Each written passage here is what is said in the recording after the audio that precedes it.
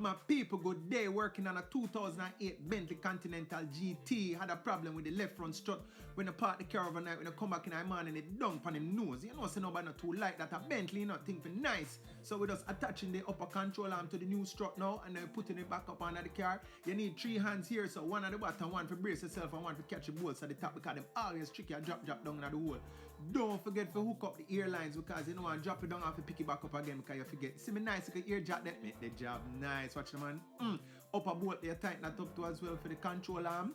Right now, I use my trusty impact. 2 dakas that we use. These are the wheel stud tools. Make my job easier because these we cannot have studs. So watch, just hang from it by itself. I'm just catch my studs then when I'm ready. Everything nice, man. Just lovely. And before we go any further, always remember that B is for Bentley. Yeah, remember me tell you.